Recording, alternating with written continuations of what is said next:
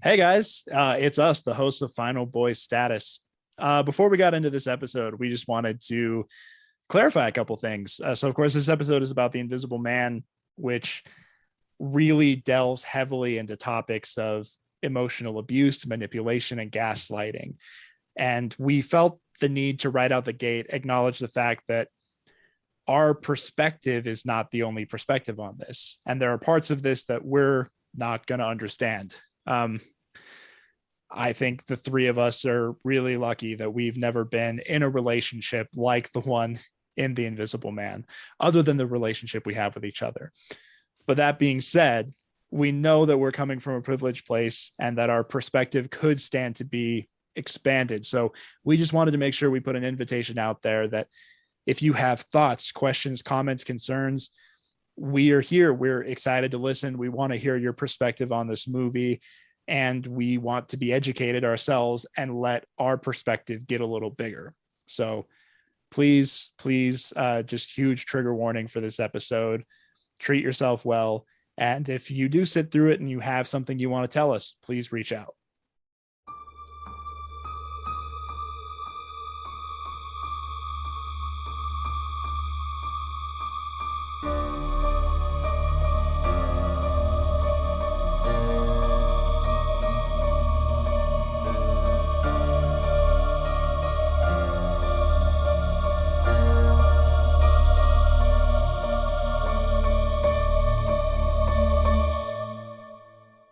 Welcome back to another episode of Final Boy Status. Today I'll be your host. I am Lanson Lappin. As always, I am joined by two esteemed colleagues of mine, Adam Bone. What up, what up, what up? Hey. Great to be in this room with you guys. Yes, all in the same room. Great to be in the same room. I'm going to be stepping on y'all's lines this entire night. Just prepare yourselves for that. Sorry, what was that, Adam? Can you hear me? Huh? Luke? Lanson? Sorry, I was trying to make a joke of me stepping on your lines, but it didn't work out. So yeah, I'll just reel that one back in. And I thought it was a good joke. Yeah, after the fact. But yeah, thanks, it's harder to feel the energy when you're over Zoom to be able to read a room and be like, now I can talk. So I feel like that's just going to happen. Yeah, that's all good. At least you didn't double down on a visual joke in an audio medium. People watching this on YouTube will see me doing a little bit a second ago, but people listening to the podcast won't ever know that it happened, except that I brought it up. I don't know. It's like it'll be invisible. Wait. It's like a man who's invisible. Yeah. It's like the Hollow Man starring Kevin Bacon. Yeah. The dude from Friday the 13th. And Footloose. And as you've been hearing the lovely, just succulent voice of Luke Haueter, Mr. Luke Haueter. Oh, you didn't introduce me. Interesting. I did not. Yeah. We should have gone the whole episode. And then the last thing we said was, and by the way, this has been Luke Haueter. Oh yeah. Luke was here too. Yeah. Yeah. He was also involved. He was there as well. You know, he had a hand in it. Jesus is also here, I'd like to mention. Jesus is here. Jesus is always here. I can feel Jesus in this Chili's tonight. Is that the line? Yes. Yeah. That's it. Mark 37:37. Yep. Yeah. The new book of Luke. Oh, shoot. So if this is your first time here or it's been a while, we at Final Boy Status are dedicated to talking about horror movies, talking about the survivability, pretty much what you guys do with your friends where you're like, oh, you shouldn't go in there or you shouldn't do that, or this is what I would have done different. We just kind of dissect horror movies and we talk about their survivability. So this week's episode, we kind of made a couple jokes about it and a couple puns, but it is The Invisible Man from 2020. This is There's a visual joke for you. Adam, where'd you go? Adam, come back. We lost you. Please, Adam. We need you to come back, please. So I wish this movie was called Peekaboo. That would have worked. I think a lot. I wish this movie was called Boo a Peek. Boo a Peek. Ooh, Boo a Peek. And the peak is a man's penis. It's the Yeah. peak he makes within his basketball shorts. I'm gonna get fired from this show. I helped create it, and I'm gonna get fired. Yeah, we're gonna have to is talk here. to you. You seem to have forgotten that Jesus is here, Luke. I forgot that he's here. Think on your sins. I forgot that Dr. Jesus Pepper is here. That's his full name, by the way, in case you didn't know. Dr. Jesus Pepper didn't get a doctorate for nothing, Luke. You For better nothing, not to have that doctorate be mentioned. You got to bring it up. Gotta say it. Oh man. Oh. Lanson, please introduce the movie before we go more off the rails. Tell us more about it. Yes. So, in light of this being an Adam Michael Bone pick, just giving you some time. Like, what was it about this movie that made you pick it? And why don't you give us just a little bit of a snippet about it? Sure. Yeah, I watched this movie in theaters. It was I didn't know much about it going in. I'd never seen any rendition of Invisible Man or had any experience with the lore. And I still haven't, which is interesting. But this movie I watched, and I thought, not to give you a little sneak peek on what I'm going to say later, but I thought it was way good. I enjoy Lee Winnell's work he's done with James Wan. And so I don't think this isn't his directorial debut, but he's kind of branched off from that duo, and I'm a big fan of it. It came out in 2020. It's about a woman who's leaving behind an abusive relationship with her boyfriend, and she has a suspicion that he's watching her when she's alone, and it's hard to prove to her friends. And this is one of those movies that was super vague, but I don't honestly know how much to give away on it. Like, I feel like that's kind of where I want to keep it. For now, we're definitely going to spoil it during this show. That's kind of what the show's about. But if you haven't seen it and that premise is intriguing, the hope is that you guys are following along, listening to us. But yeah, that's kind of, I guess that's the overview I'm going to give it. Yeah. Very nice. So you haven't seen Upgrade was Lee Winnell's first movie he directed. Yeah, that was his debut. I have heard great things about it, so it's one that's on my list, but I haven't gotten to it yet. Let's just put it on the list for next season or something, because I like it. I think it's great. Is it a horror movie? Yes. When people talk about it, I've never thought of it as a horror movie, so I was like, okay. Yeah, I don't know. It's not. It's definitely kind of a revenge thriller. Mm-hmm. But I feel like, given Lee Winnell's pedigree and also the use of practical gore effects in Upgrade, I feel like you could slide it into horror territory. There's definitely scary concepts. Yeah. I'd be happy to talk about Upgrade. I like that movie a lot. Nice. So as we move into, before we talk about the survivability of a movie that we have for an episode, usually what we like to do is kind of just talk about, what we liked about it, as well as give it a rating, both on general quality as well as spookiness, both out of 13. So Adam, why don't we start with you? What's your general thought of the movie? What would you rate it out of 13? So, as I mentioned, I really like this movie. I saw it and I was like, holy crap, that's a great movie. And then I watched it again and I think I liked it just as much. I'm going to start, which is interesting thing to do, but I'm going to start with my negatives.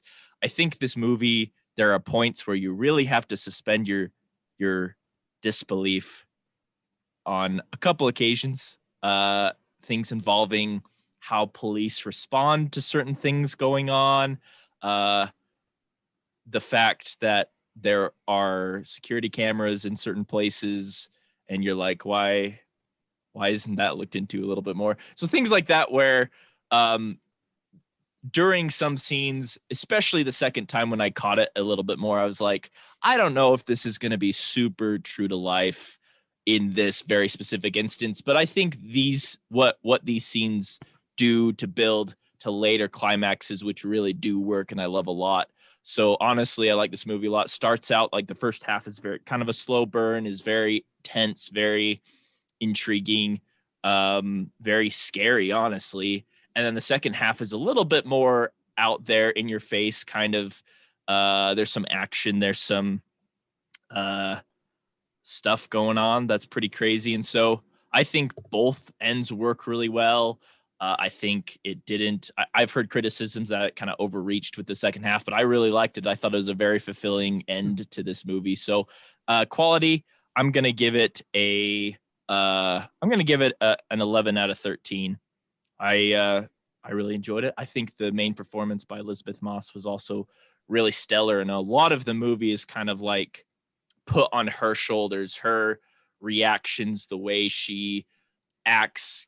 She acts crazy, but she acts crazy in a way that's believable to the things that she's going through. But then you can see on as an outside perspective that she just seems crazy and like she's losing her mind. And so that kind of thin line that she had to follow, where she couldn't go like, Arkham Asylum psychopath sort of thing going on, but she did have to be crazy enough for people to be like, okay, you're going too far with this. So awesome movie. I really like it. Very nice. We'll go over to Luke over here. What would you give it out of 13? What were your thoughts? Oh man.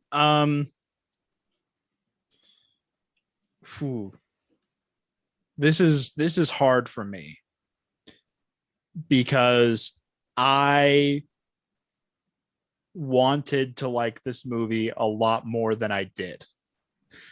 I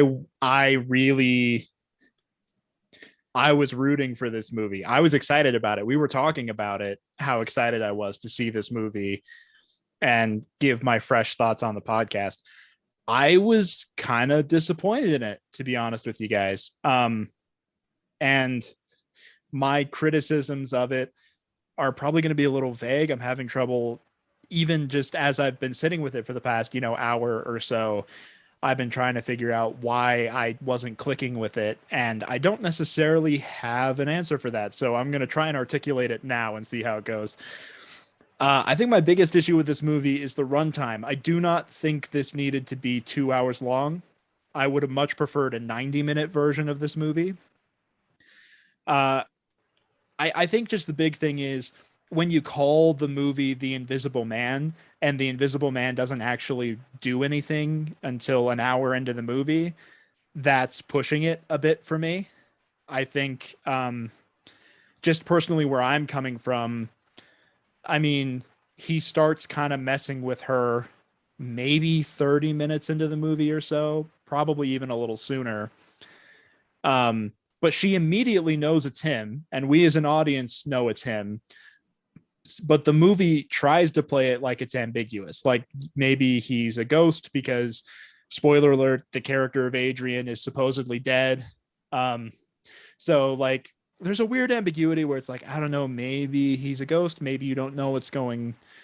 They're trying to mess with you thinking, oh, what's going on? You don't know. And it's like, no, we know it's the boyfriend.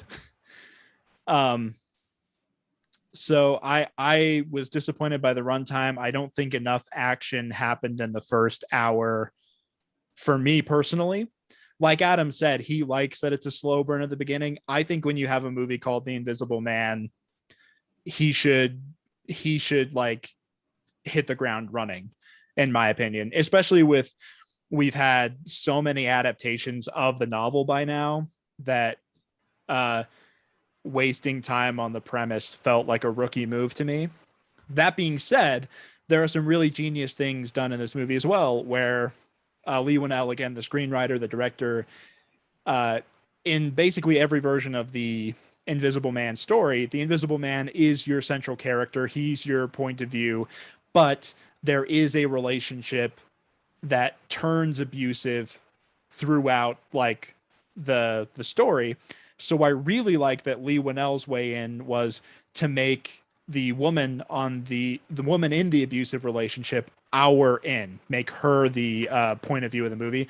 I thought that was brilliant. I really liked that he made the entire arc a story about abuse and really illustrated what an abuser does and how he controls you. I say he because statistically most abusers are men, but I should clarify that abuser can be any gender and a and an abuse victim can be any gender. So I really like the work it did highlighting that. But again, it felt like it just took too long to get to the point of the movie for me personally.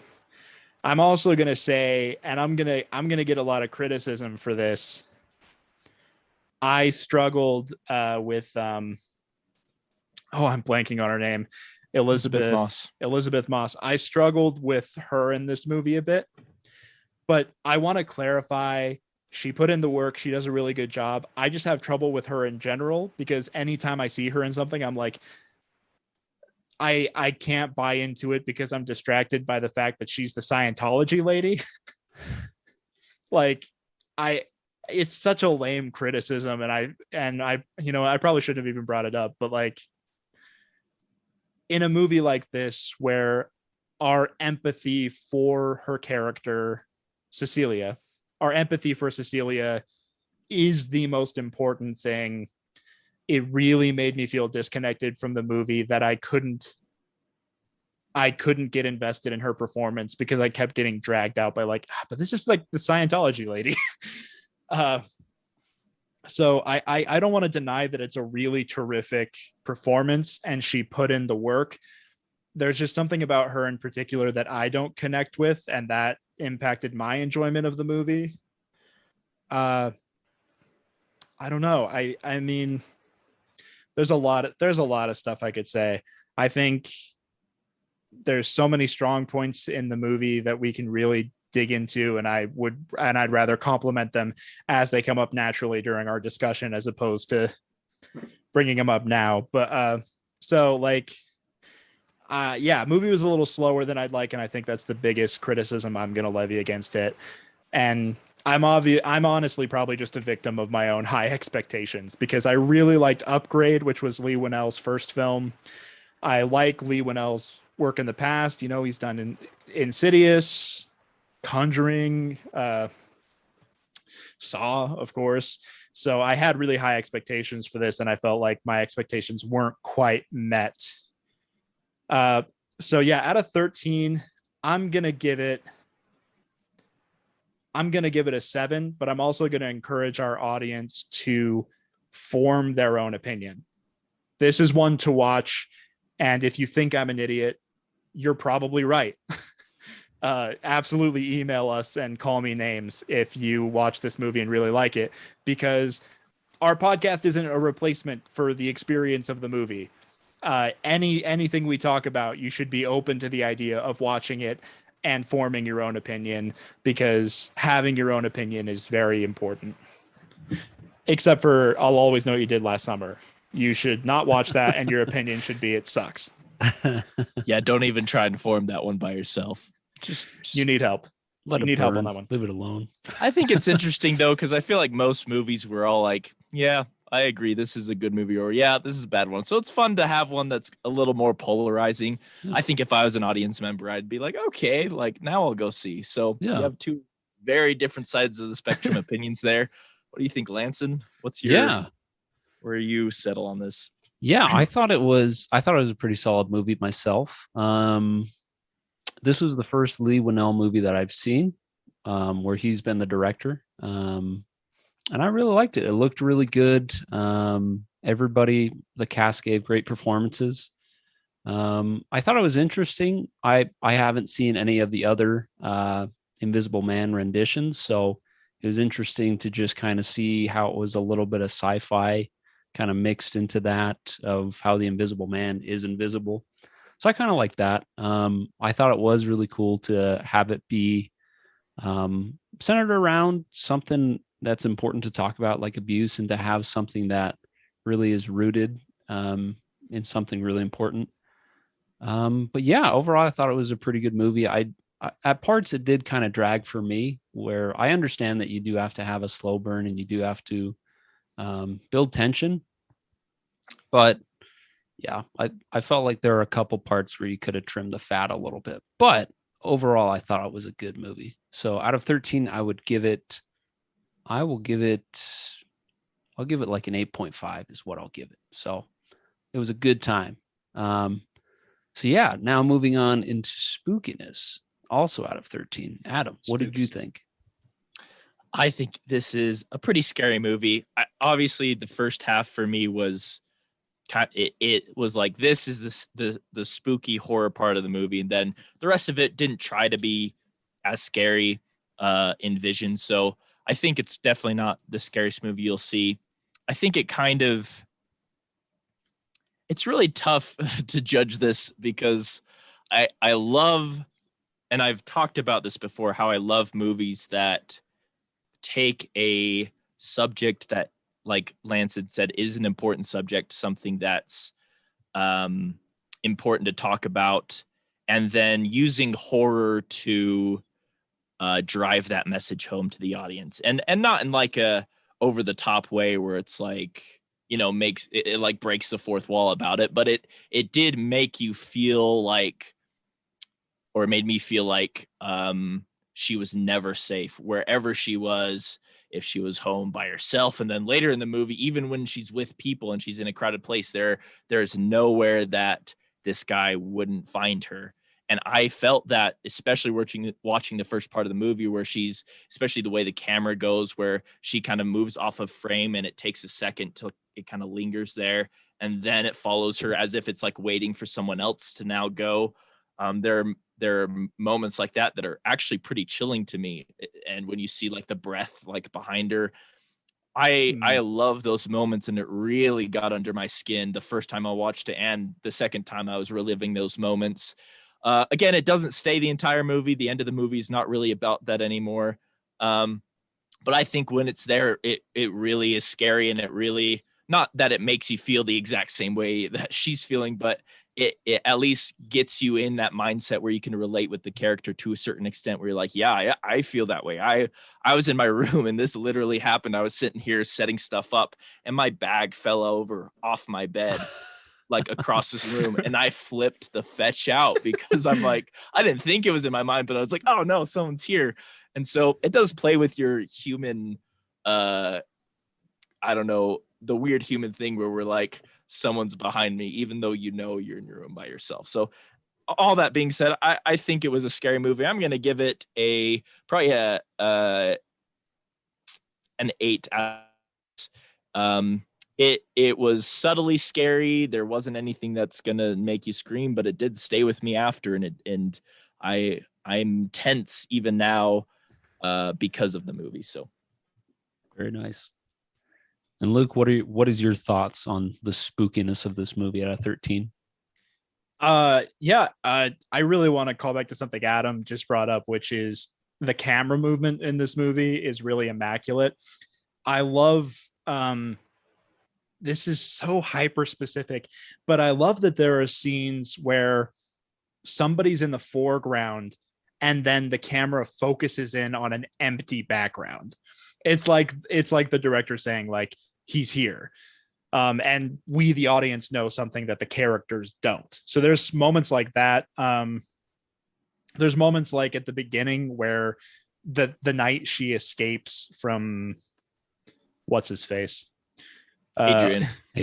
It's Oliver Jackson Cohen. I just rewatched Haunting of Hill House. Hill House, man. So in my head, he's Luke. Luke. But Adrian, the night she's escaping from him, there's a really cool moment where the camera suddenly pans down the hall and just is there for like for just too long, and then pans back to her. And it kind of makes you kind of go like, whoa, what the fetch was that? And then later it's revealed that he knew she was leaving, and he was like, he knew about her plans. He knew what was happening. And you're like, oh, somebody, like, he was probably watching, like it was just like this horrifying thing of like, oh no, like he was controlling her the whole time. And that shot down the hall is him watching her as she gets dressed and gets ready to leave. And it's so creepy and weird. So like, I don't know. I'm going to disagree with Adam a little bit and say that the real world stuff is the stuff that scared me in this movie. The opening scene where she's trying to get away from him I was like holding my breath. I was so scared for her. And when he comes like running out of the wood and smashes open the window, I was like, oh, whoa, ah. I was like hyperventilating. And then like the later sequences where he's not worried about being hidden anymore and he's much more openly malevolent.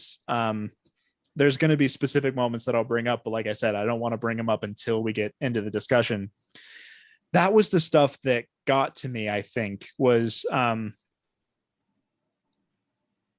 Adam said, this is a high concept piece, and the high concept stuff isn't necessarily what got to me. So like, yeah, there's spooky things like, yeah, when you can see her breath and then all of a sudden you see the breath of somebody behind her, that's pretty spooky. When he like leaves the bottle of pills for her, that's kind of spooky. But I feel like again, it feeds into this part of the movie where it drags for me a little, and so it feels like Winnell's kind of wasting his time on some horror set pieces that are too stereotypical for my taste. And then when you get into the section of the movie where he's openly malevolent towards her, that's when it really started to creep me out. And when it went from watching her to actively controlling her life and physically affecting her, that became scarier for me. So like after she's in the hospital and all that, the scenes where you know he's watching over her are much more profoundly affecting for me after we see what he's capable of. So kind of at the beginning when he's just creeping around taking pictures of her, that didn't hit me as hard. So like I said, basically back to the criticism I made at the beginning, which is this movie, like an hour in, when he actually does something, like spoiler alert, but like the first thing he actually does is he hits the little girl so that they think Cecilia did it. From that point on, I was so zoned in and so interested and so much more scared of this movie than what was happening before. And that might seem counterintuitive, but that was how I personally felt, is when it got real as opposed to when it was almost a theoretical exercise. So kind of opposite of Adam there. But in terms of scariness, I don't think this is one that's going to stick with me. I felt fine since I finished it. I've been thinking about the movie a lot, but like I said, I've been thinking about it because I was trying to figure out how to articulate how I felt about it. So I feel like I'm going to sleep tonight with not a lot of trouble, but there was some stuff that really got to me. So I'll give it a 6. I'll give it a 6. That was way too long, but I'll give it a 6. No, you're good. You're good, man. Yeah. So thinking about this movie, I really enjoyed how it almost was like the intensity and the spookiness was in waves. Whereas, at the first of the movie, it's really intense, really, on the edge of your seat. And then you think, okay, well, like maybe things won't be so bad. I mean, obviously, if you've seen the trailer, you kind of know that like he's not dead, he's still there. But if you're kind of more looking at it where you haven't seen the trailer, you're just watching the movie. I enjoy that, it kind of dips down. And, I thought it was cool how they did a lot of the just kind of effects where he's like kind of just looking over and kind of on the outside of her life, rather than being super physical and being really involved. I thought that was cool. And then also the build up and the escalation of, him doing all these crazy things while not being seen, and just the fear of like, well, like, what can you do? Like, you can't see him. You can't do much, So I enjoyed it. I don't think it's a movie. I think there was one part that I think captured something that I think a lot of us have experienced, where you like see something like at the foot of your bed, or like you see like some clothes or some things on a couch or a hanger, and you're like, oh my gosh, there's somebody in the room with me. There was a scene where that happened. Can we actively criticize the fact that little girl had a mannequin in her room? Yeah, I don't know what was up with that. No, so like no joke. It's not set up beforehand, So when she sees the mannequin at the foot of the bed, sits up, and then it shows another shot of the mannequin, I couldn't see what it was. Yeah. I rewound that scene like 5 times and I'm like, why does she calm down? There's clearly somebody in the room. Yeah. Why did she like, oh, it's no big deal? I And know. then finally the dad comes in and turns on the light and I'm like, it's a mannequin? What the fuck? Like I was like, it was wild. It was wild. Yeah. Yeah. No. So definitely not one that I'm gonna be like losing sleep over tonight, being super scared by, but a lot of cool things and definitely pretty creepy. So I would give it out of 13. I'll give it a 7. That will be my rating, 7 out of 13. So now that we've kind of talked about the general quality of the movie, what we thought about spookiness, this is the section where we start to open it up to talk about sometimes it's the killer, but mostly the antagonist, the force, the person, whatever is in the movie that's working against the main character. So this is usually where we talk about strengths and weaknesses. So why don't we just kind of open it up? What are the strengths and weaknesses of the Invisible Man in this movie? I think the biggest obvious strength is he is invisible. You cannot see him. And the fact that he is a person that created technology that didn't exist outside of this and the fact that he's like, okay, I'm going to use this technology to screw with her is a huge advantage to his power, because again, as we see in the movie, nobody fetching believes her, and for decent reason, because people can't be invisible. And so they're like, and for the fact that he faked his own death and he's dead, I think he has a lot of strength in using that to his advantage. So I think that was a big strength of his. I was really impressed because in most like depictions of the Invisible Man, he starts off as like a well-meaning guy. We see him go through a science experiment where he turns invisible, and like something about the experiment messes with his brain, or maybe just being invisible in general, like the power of that goes to his head. And we see him become like this mustache twirling villain by the end of the movie, or the end of the novel, or whatever the adaptation is.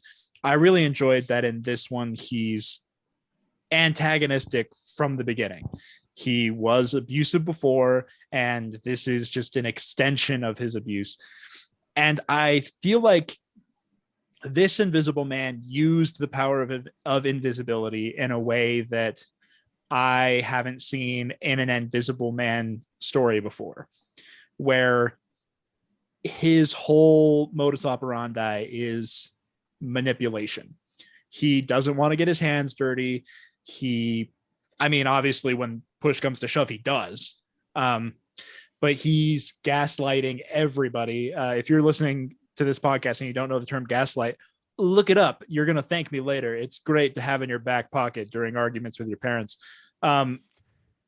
He's gaslighting everybody, and and even her to a certain degree. Arguably it works less on her, which is great. She's smarter than that, which I love. Yeah.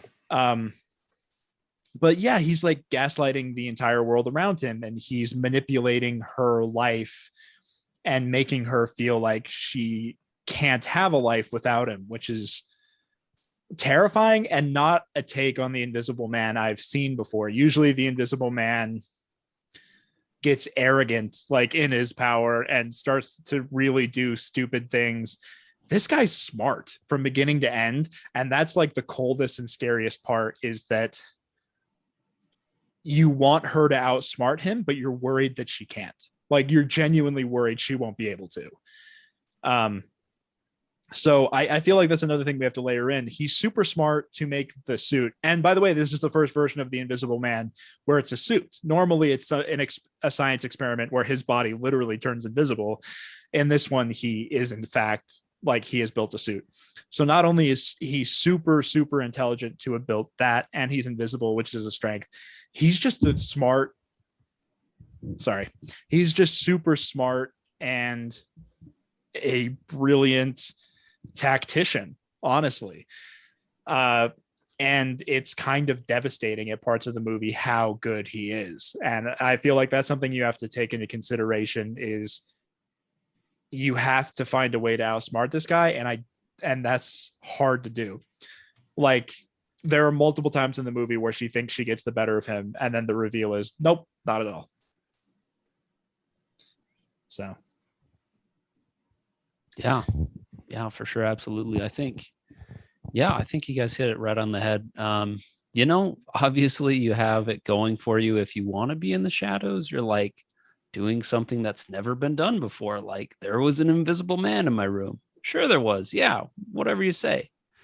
So definitely, like, not isolating her from others that could help her is definitely a strength of his. Being extremely intelligent, being a scientist that develops this new form of technology that's almost undetectable, like you can't see it. And then, just kind of having a plan from A to Z to just destroy this woman's life is definitely in his favor. I would say there are a couple things about the suit that aren't perfect. This is kind of a leap, but if you kind of know the general direction, if you can get a substance on the suit, you can see the outline. And I definitely think if we're talking about a survivability situation, that would be good to know, to have something where you can kind of try to neutralize the invisibility a little bit by getting a substance on him. And then, the suit is not like a pen went through it. It's a ballpoint pen. So it's not like It's not impervious. armor. Yeah. It's not Kevlar or anything. So that's definitely a weakness as well.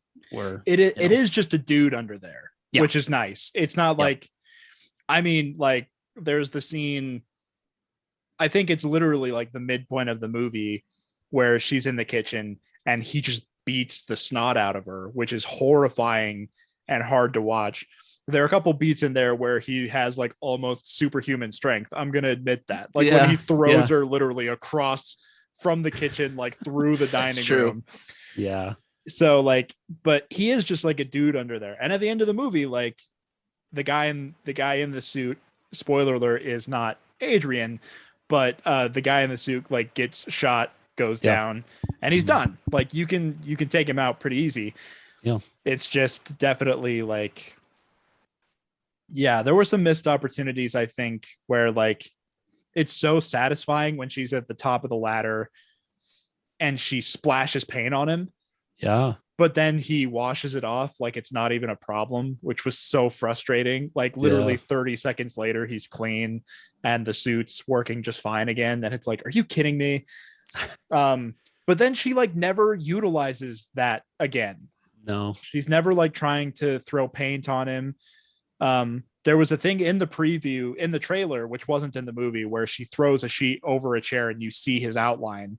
Right. That never happens in the movie. And it's like, you would have so much more leverage over this person if you knew where he was, but nobody actually makes an effort to try and figure out where he is, which is deeply frustrating. Yeah. They're just kind of like,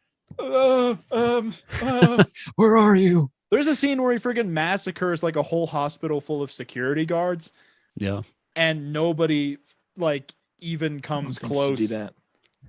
Like, and the suit is malfunctioning, so he's like popping up here and there, so you can kind of see him. Mm-hmm. And he beats everybody like it's not even hard. Right. Which is really cool and really horrifying. But like, there's a part of me that's like, nobody's smart enough to just like try and throw a bed sheet over this guy. Like,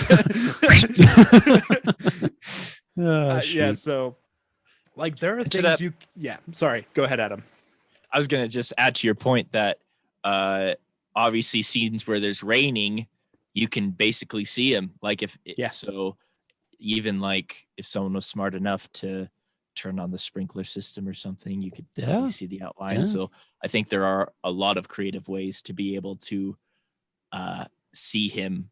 It's not 100% invisible. Right. Yeah. Right. People don't necessarily take advantage of that enough, I think.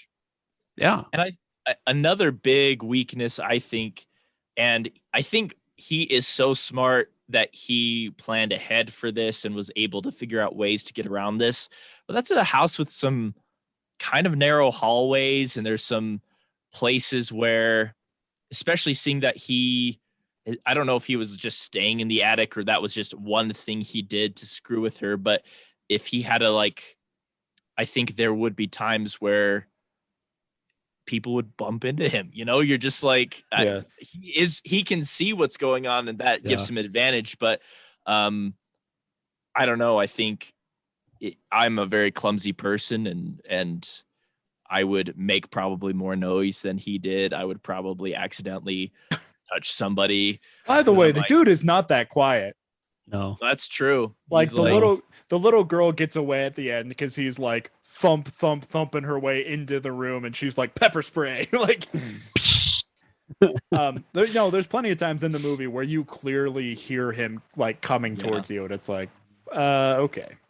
And I think that's a weakness where, again, it's just a human under there. He's not a ghost. You can't go through him. There's no vocal dampening. It's just sight that he has, which is a big advantage. But I think if you hone your senses and you daredevil it, you can figure it out. Yeah. I agree with that for sure. Yeah. I don't know. What do you think, Lanston? Is there any weaknesses that you were that kind of occurred to you that you'd be interested in exploiting? Yeah, I think most of what I could kind of see as weaknesses or ways that you could foul this guy up, we've kind of talked about. But yeah, just the biggest one is like, if you can get a substance on the suit, like that kind of neutralizes a lot of his power and a lot of his leverage that he has. So with that being said, we've kind of discussed it a little bit, but in this portion of the show, we talk about the choices of the victims and the characters in the movie, what choices we thought were good, what choices we thought we would do differently in their shoes. So why don't we open it up, and what would you guys do the same, or what would you do different? This is a one that I didn't notice the first time, but now I'm thinking about it. It's quite obvious. And I'm not like going in order of what happened with the movie, but she's in the basement. She sees where the suit is hung up. It slowly kind of comes out of being invisible to being visible. I would pull out my phone, start taking a video, and being like, look at this shit. This is real. This is technology. And that would be such great evidence to support the hypothesis that even if he's not dead, somebody's fucking with her. So that was a big thing where I was screaming, like she was like kind of in awe. And I get there's a lot of emotional parts of this movie where you can't blame her for acting the way that she's doing. But in that moment, I'm like, you are in desperate need of evidence. It's in front of you. She grabs it and she sets it aside for evidence, but picture evidence, man, would probably have done a lot better than her just like trying to hide it and being like, okay, it's over there. And now I'm going to like bring, like, I don't know what her plan was with it. Also because I was thinking the same thing. She finds the suit, she takes it off the hook, and I'm like, great, now she has evidence. And then she hides it in his house. Yeah. Leaves. Like, no, just take it with you. Yeah. Like that shouldn't be rocket science. Like, hold on to the thing that gives you proof. What? I get at the end when he happened to be there and there was that struggle where she was like, oh, I need something desperate. But no, that was the plan all along. She figured out he was there once she was going into the closet. So that was like her plan. And yeah, it wasn't. I don't think it was a good plan. Yeah, I thought the logic on that one was pretty but this section of the podcast is going to really suck because let's get out ahead of this. We're criticizing a victim of abuse, which I'm not a fan of doing. And doing this section really sucks because I really think she's doing the best she can, and anything we say is going to be insanely nitpicky. Yeah, and I agree. Also, like, everything she does makes really distinct sense for her character. And that's part of what makes the movie so brutal. Like I said, the first hour, it was a little slow for me, but the second hour is just nonstop brutal. And it's so hard to watch because of what is being done to her. And criticizing it, like, it's going to make me feel a little sick in the tum-tum. So everything with a grain of salt, that this is like a person going through serious trauma. Everything she does makes sense in the context of the movie. And now after the fact, 3 white guys on a podcast are being like, oh, but I don't know about this. So yeah, the big thing is hiding the suit didn't make sense to me. Excuse me. Sorry. I think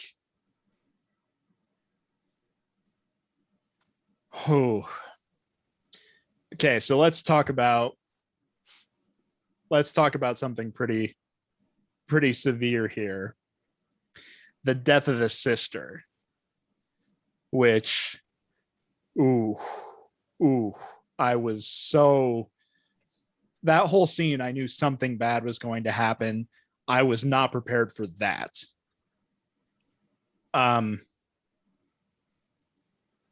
So let me say real quick about this, that in fairness to her, I don't think she knew Adrian would take it that far. Yeah. I don't think she knew he was capable of murder. And when it happens, it is really shocking. And you do kind of get the feeling he's only taking it to this level now because he knows he can get away with it. Like, he is he's invisible. He's an invisible man. So criticism of this comes with me saying beforehand, there's no way she could have known he was going to do that. But couple things. One, if you know you're being followed, and you know for a fact he will get physically violent because he's already hit the little girl at this point, and you know that his signature move is going to be physical violence that he blames on you, I would go to a public place and make sure there's a camera pointed at me. Granted, this does happen in a public place and he still gets away with it, which is crazy. But I feel like you really have to have all of your bets hedged, if that makes any sense. You cannot let this happen in private, and you have to make sure that there is a video feed of what happens just in case. Because as soon as somebody sees a floating knife, like, your claims become a lot more cohesive. The second thing I'm going to say is he slashes the sister's throat, which is brutal, and then puts the knife in her hand. And I'm going, why the hell did you take the knife? Like, and especially the way it happens, it's like, it like flies into her hand and she's like catching it. I feel like reflectively, I would be like swatting the knife away. I'd be like, oh, that's a knife. Like, and it was so wild to me that she grabs the knife and then just holds it so everyone in the restaurant could go, whoa, she just killed that chick. I was like, in what universe would you catch and hold the knife? I would want, like, everything that just happened. I'd be like, that scene was wild and brutal, and I was really not ready for it. But if I'm in her shoes, I know he's capable of violence. I know his move is going to try to be blame the violence on me. I feel like I would be much more cautious about trying to out him to my sister, because that gets really dangerous and really complicated really fast, even with the information she has. So yeah, there's that. Yeah, I did think it was interesting just in that scene. It seemed like physically him just being a guy in a suit, it seemed pretty unrealistic for me of him being able to like slash a throat and throw a knife and having it perfectly land in her hand. I thought that was pretty hinky for sure. Although to be fair, because he had the knife in the attic that he had bagged, which was the knife she had grabbed earlier. If I'm following the logic of the movie correctly, there's a scene where she thinks he's behind her. So she grabs a knife and she brandishes it. She puts it down. The next time she sees it, it's in the attic in a plastic bag. And then I think that's the knife that he kills the sister with. So he has her fingerprints all over the murder weapon anyway. So maybe I should qualify this by saying it's irrelevant to him whether or not she actually touches the knife. Yeah. I think my thing is just like the movement of him being behind the sister, slashing the throat, and then I don't know, you'd walk around the table or just throw it across the table to get it into her right hand is just kind of where I'm coming from. But yeah, I definitely. I didn't think he was behind the sister. I thought he was behind her, picked up the knife, and then across the table slashed her and brought it right back and put it in her hand. That was my interpretation of the scene. Even that's pretty, and that's pretty crazy. I don't know. It's like to be able to reach that far across and have that clean of a cut and then put it in that placement of the hand, just to me is like, nah, probably not. Yeah, it's a lot. Yeah. So, but I do have to say, definitely Elizabeth Moss's character makes a lot of really good decisions and does a lot of really good things. Like, her whole plan of like escape is really, really awesome. And is only, the only hindrance was, just kind of the sister not showing up like on time as well as the dog. So really, I mean, she made the best of plans, but they just went awry. So definitely want to give credit where it's due. And I mean, throughout the film, she makes a lot of great decisions of how to, try to catch him. And in the end, I mean, geez, she beats him. She literally beats him at his own game. So, yeah, I mean, especially the scene where she's in the shower with the ballpoint pen. Yeah. Because he knows she has to get him to intervene so she can figure out where he is. Mm-hmm. So brilliant, so calculated, so well done. And there are definitely beats in this movie where I'm like, I don't think I'm smart enough to have done that. But so like I said, criticizing this is hard because she's so smart. She does so well. There's just a couple spots where I'm like, huh. Yeah. So I think because I agree with you guys, her character acts, I think, the way she would act if it were real life in most cases, and she's very smart. And I think about the supporting characters. I forgot his name, the guy that she's staying with. You guys remember Aldous his name? Hodge. It's the actor's name. Yeah. Okay. Fantastic, by the way. So good in this movie. Yeah. Loved really him. Good. Loved and him. This is another case where looking at it from their perspective and what's going on, never in a million years would I buy as a person that there is someone who's invisible. Like, I couldn't connect with that. So I think the fact that it took them to see it, to believe it, is a pretty believable thing. And so when I think of their decisions in reaction to what she's going through, I mean, I almost can't fault him, and I don't know if I would do any different, especially when it came to violence with the daughter and how he just had to get out of there. Yeah. And you could see remorse in that one scene where he's like, man, I shouldn't have left you alone. Like, I feel for those characters so much. And again, with those characters, I think they just did the best they could with the information they had. And there was really no way the Invisible Man was so smart and calculated to manipulate all these people against her that they were victims to him as well. They were just following that story. So I can't think of a specific time a character that wasn't Elizabeth Moss, like her friend, or I can't think of a time that I could have done better or would have done differently. I mean, it's hard to say, but that's kind of, I will say the sister with the email, like, Oh, Obviously, yeah. that's Okay, terrible. good But at point. the same time, you can be like, "Hey, did you send this? Oh, okay, you didn't. All right." It's I don't know, just her Yeah. acting like it's impenetrable for you to be able to access somebody's email account and send an email, and you're not them. It's like, actually, that's quite possible. So maybe talk to your sister a little bit and have a little bit more open communication on that. But yeah, I do have That's to a say, good point. yeah, I mean, the sister's reaction does make sense to me when Elizabeth Moss shows up and she's like, Adrian sent that email. So for the Yeah, sister to be sure. like, what?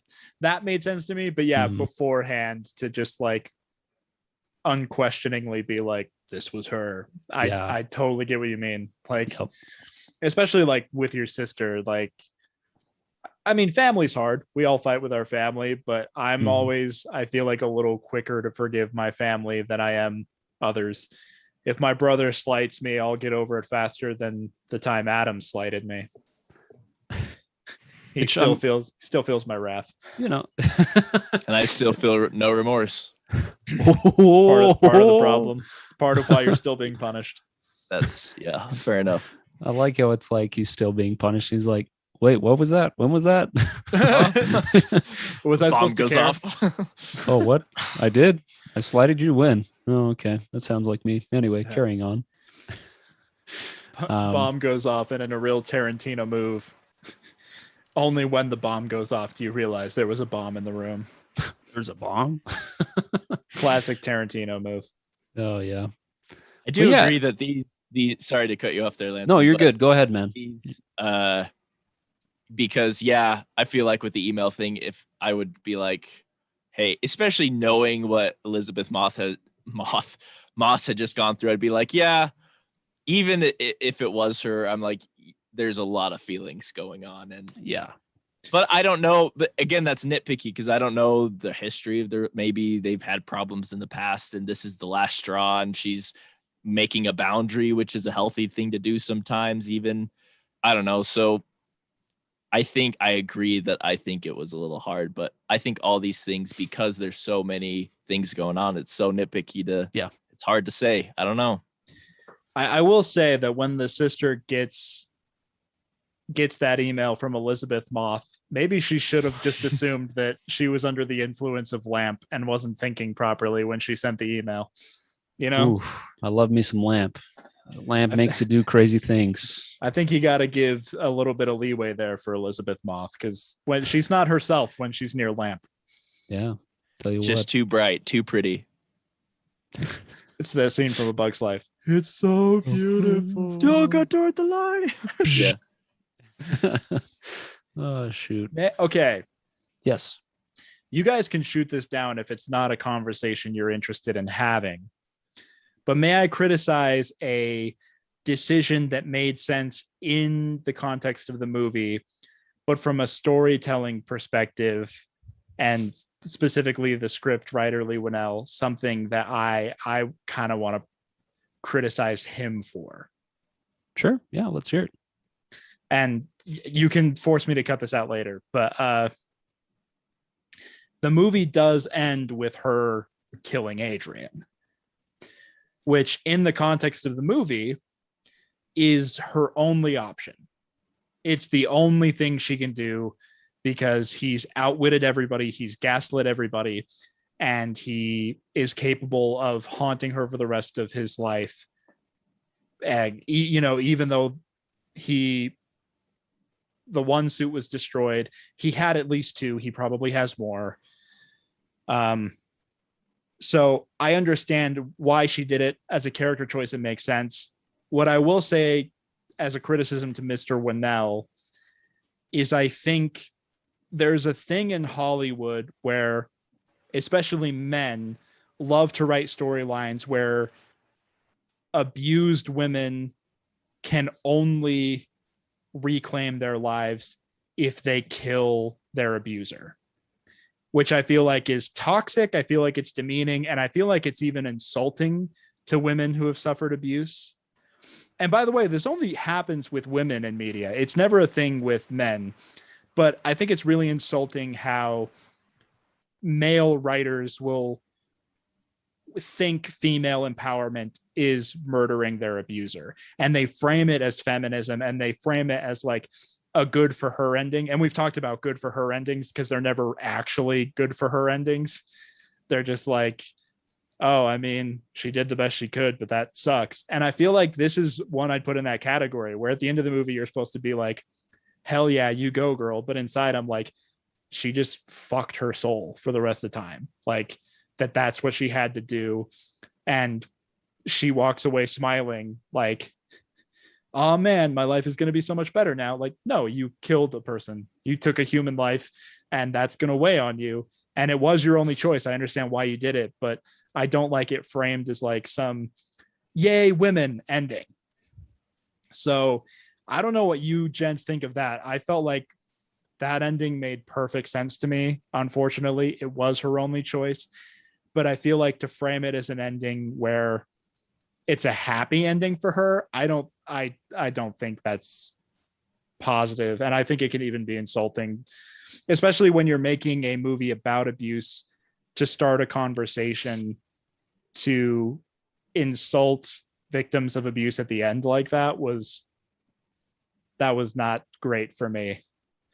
And by the way, like, people are allowed to feel however they feel. Maybe victims of abuse see this movie and they really, really love it. They find it really empowering.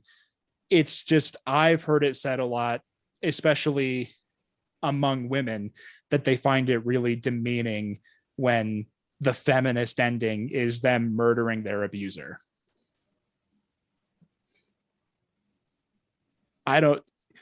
Lanson, weigh in. You're being so quiet and it's unnerving me. No, you're good, man. Am I crazy? Am I reading too much into this? No, I definitely think you definitely have to. I think there's more than one way of telling that story and having that ending be one that is beneficial to her without, murdering him. I think just the selfish part of me, I enjoyed seeing him die. So I was like, yeah, but I do. Same, by the way. Yeah. But I definitely understand. I can understand that perspective. And, honestly, that was something I hadn't thought of. So that's good to bring up. I feel like I should clarify, the ending makes sense. And I think it's a good ending. My criticism is, I think that conversation is more nuanced than the movie wants it to be. The movie wants it to be like, you go, girl. And it's like, well, that's not it exactly. It doesn't mean it's a bad ending. Doesn't even mean that it's an unhappy ending. Mm-hmm. I just think there's more nuance to that than I perceived. And I was disappointed that a writer like Leigh Whannell, who was such a strong writer, totally missed the nuance of that conversation. Yeah, I think that's fair. I don't know. I really brought the energy of this podcast down. Whoopsie. No, you're good, man. You're good. Adam, as a white man in Hollywood, how do you feel about these feminist films that end with the white man being killed? Yeah, I don't really have a voice in the conversation. I'll just be honest. I don't want to really touch it. I'm kind of with Lanson. I was happy to see the guy die.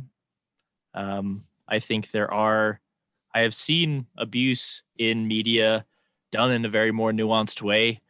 And I get what you're saying, but yeah, I don't want to speak for them, I was trying to tee you up for a joke, but that's okay. Okay. Lanson, as a white man in Hollywood, how do you feel about seeing white men killed in programming? Pretty fair. I think the Mets have a good season going into it. I think they got a good lineup. We'll see what they can do. We'll see how many of the Mets we'll see how many of the Mets starting lineup are dead by the end of the season. Oh, shoot. So criticism of the writer on that one. It's not a character beat that I disagree with. But that was something I was thinking about a lot when the movie ended. I would have liked it to be a little more nuanced.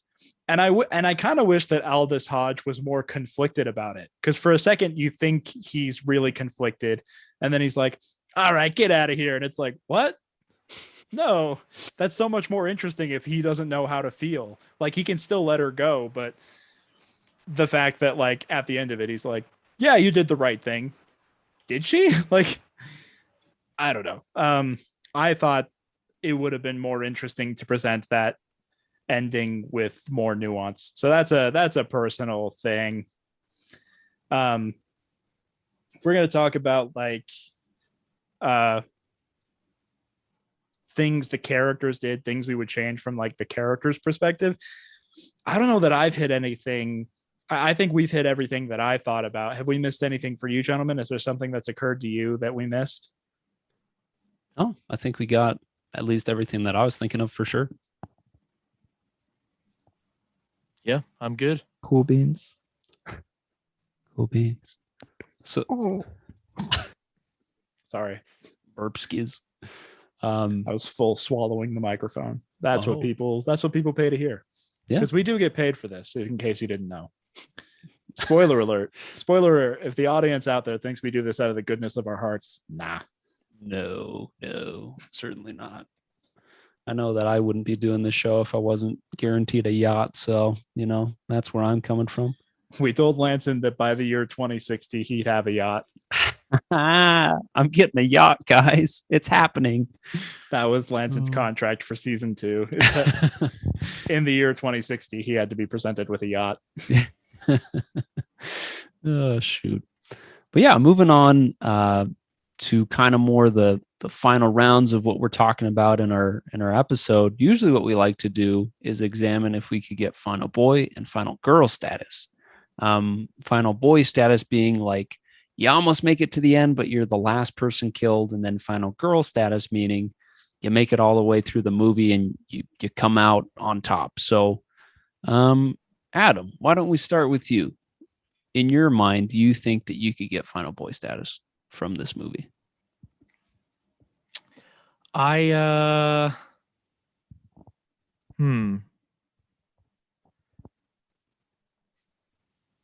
guess the thing is about this movie is Adrian does not want to kill her. He, especially now that he's found out that there's a baby involved.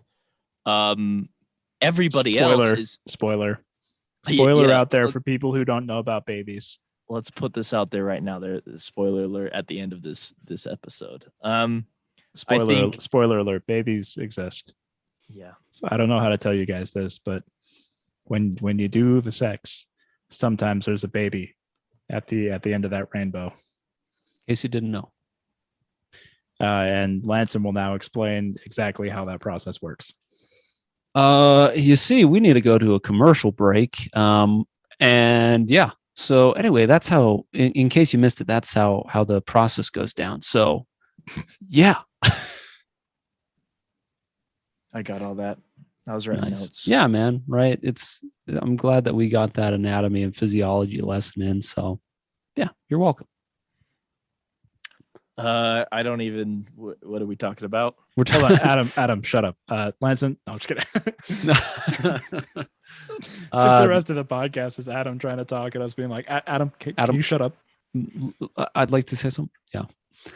No, we were just talking about final boy status and if we could make that, Yeah, you pointed out that he was not actively trying to kill her because she had his baby. She got that baby. A little baby.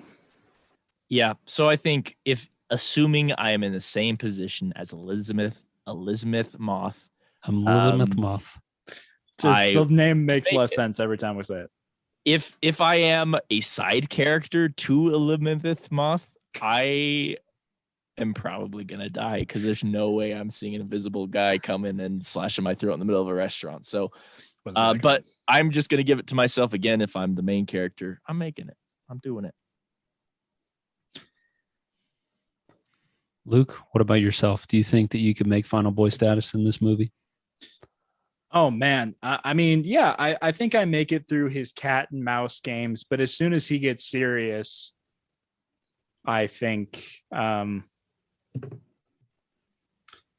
I don't know that I'd make it.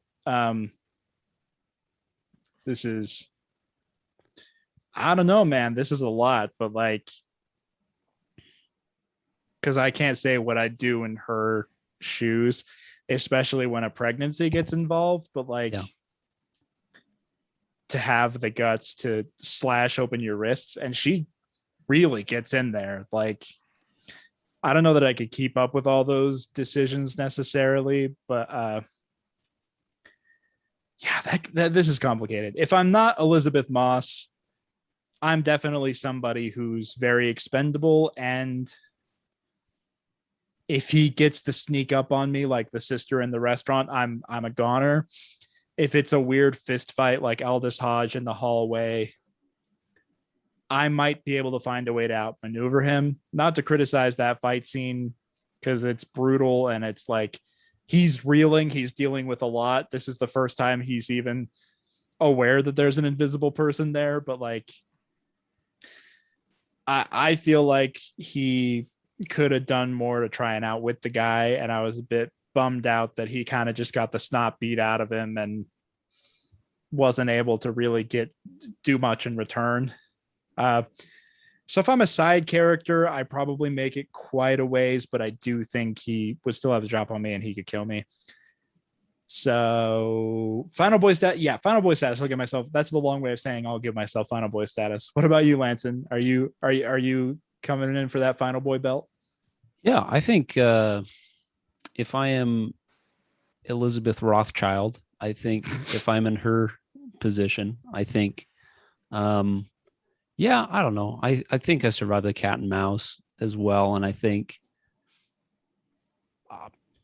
I would say yes. If I'm a side character, I guess if you're not like in his way, then you also would probably make it. You know, if you're just kind of living life and all that. But yeah, so I think in those instances, I would give myself final boy status. So now we're moving on to the championship. For all the marbles, for all the lamps, we are talking about final girl status. So, Adam, would you give yourself final girl status?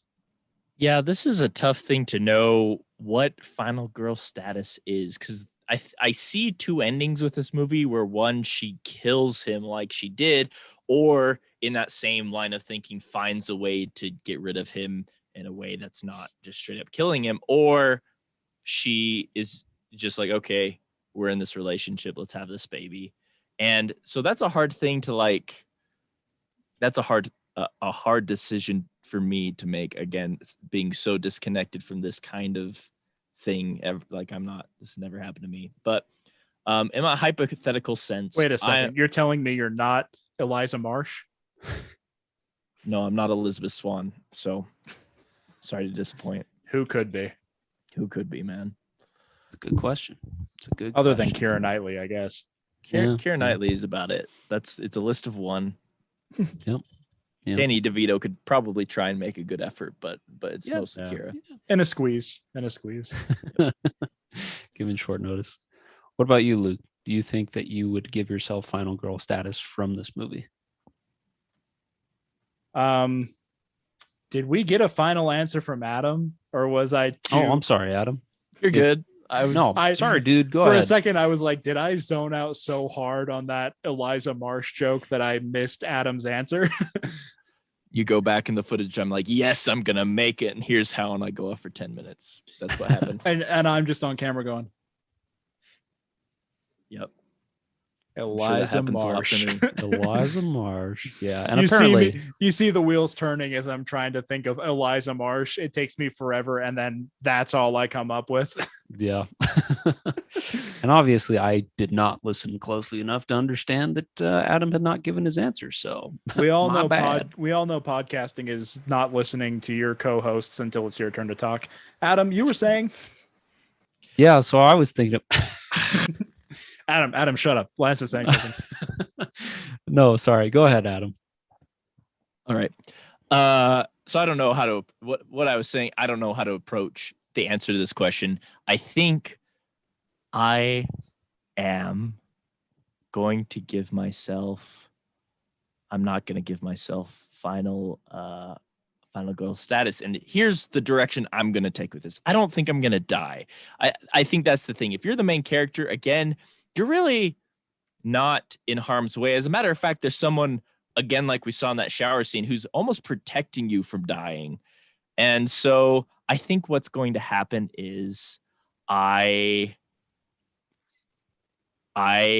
play crazy, and I'm like, yeah, I'm crazy, man. I'm super crazy. Don't let me go by myself. And I'm in solitary confinement for the rest of my life because I just don't want Invisidude to visit me, and to I think that would be my way of being like, you know what, here's my life now, and that's like escaping from him. I'm just gonna be, and I'm gonna like it. I think solitary confinement is nice if you like yourself and you got a good imagination. It's like you can make a little mind palace in there. It's a simple life, but it's a good life, and I'm gonna live it. It ain't much, but it's honest work. It's honest work. Well, very nice, Adam. Good on you. What about you, Luke? What do you think? Do you think you're giving yourself final girl status from this movie?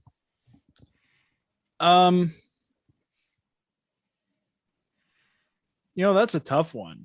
That's a real man. That's not to criticize your hosting skills, Lanson, but it's a bad question. Terrible question. I agree. It's a horrible question. I really don't care. Question. I get paid either way, so the questions don't have to be good, guys. I get paid no matter what. So anyway, what's it like? What's it like to do comedy in 2020? So you like soup or like what? What are we talking about here? I've been on TikTok too much because my first response to that was good soup. Okay. Taking this answer seriously.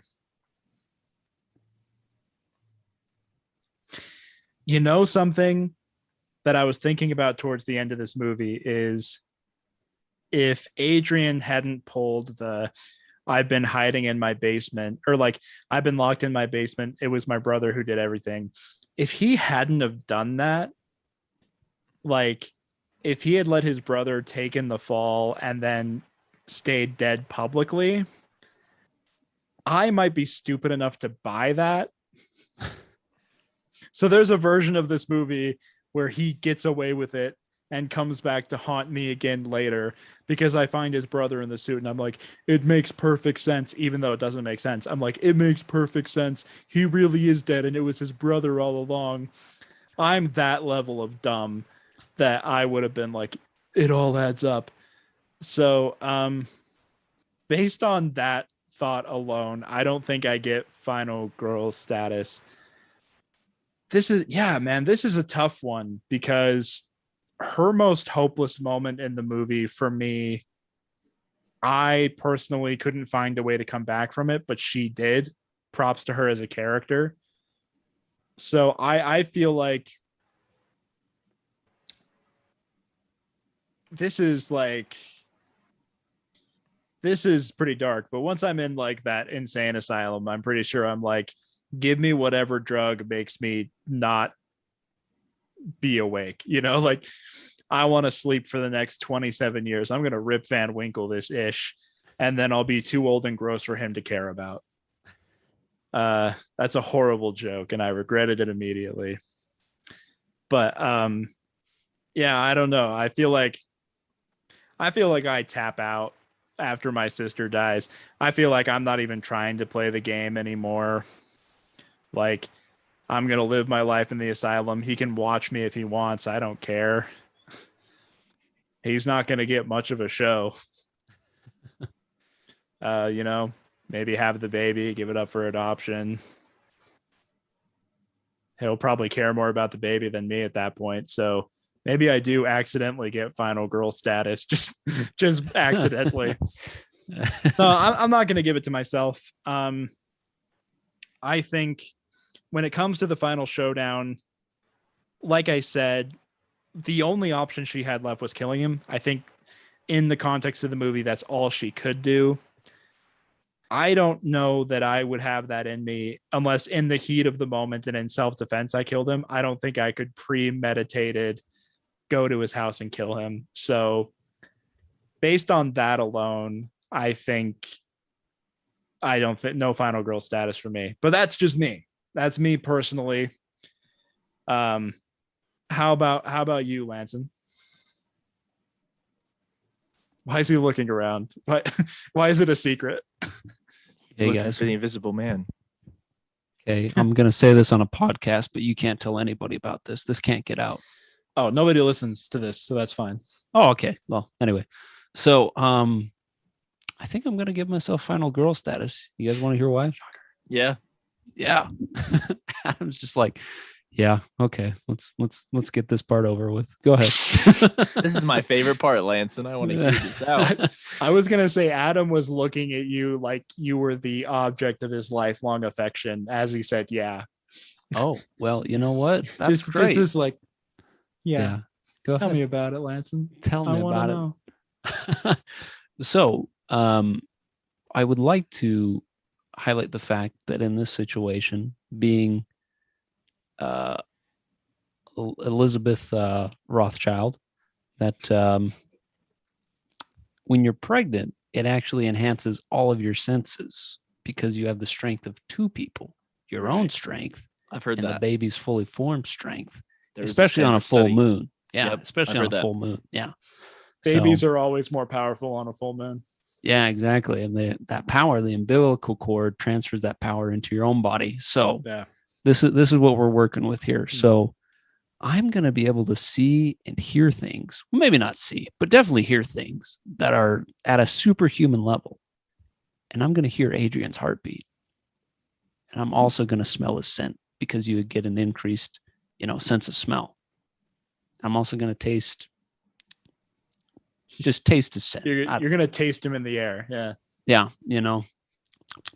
taste invisible. Yep, that's Adrian. So Tastes like millions of cameras. man, this tastes like when I sucked on my Nokia the other day. Yep, that's him. Sucked on So- my brick phone. So I would also have my Nokia that I had been using and use it as a weapon if he came after me. And that thing is indestructible. A little known fact, if you take the antenna of a Nokia and you pull it, it's like pulling the pin on a hand grenade. And you throw that, works just like a hand grenade. So with my increased senses as well as my Nokia phone, my brick, that's the end of Adrian. So I think that would be how I would get final girl status. Full Daredevil. I love Yep. it. Matt Burbank. Yeah, I'm glad you dared Full all Matt that. Burbank. So yeah, guys, that is kind of just that's our show, Final Boy Status. This is We the point did of it again, you guys. We did it. Did it again. So yeah, this is usually the part where we plug some things, let you know what's going on in our lives. For you gentlemen, is there anything that you guys would like to say before we sign off? Keep watching this show. Come back yeah. next time. What movie's next? Do you guys remember? Is this Signs? Signs? I think it's I Signs. think. Signs. I act as if I could never see the list. I could never. How would I ever know what it is? Buy me time. I'm pulling it up. Yeah. So You're too late. It is Signs. The M. Night Shyamalan Mel Gibson classic. Peak Mel Gibson. Like yeah. literally a year away from his scandal. Good time to be Mel Gibson right then. Good times for sure. I'm excited about this because Signs was a really definitive movie for me at a young age, and I haven't seen it in years, and I'm wondering how it's going to hold up. Yeah. Same here. Haven't seen it in a while, and it was like one of the first scary movies I watched. So, yeah, should be pretty good. But yeah, as always, guys, thanks for listening. We'll catch you next time. Shut up, Lanson. Adam, you know what? I will.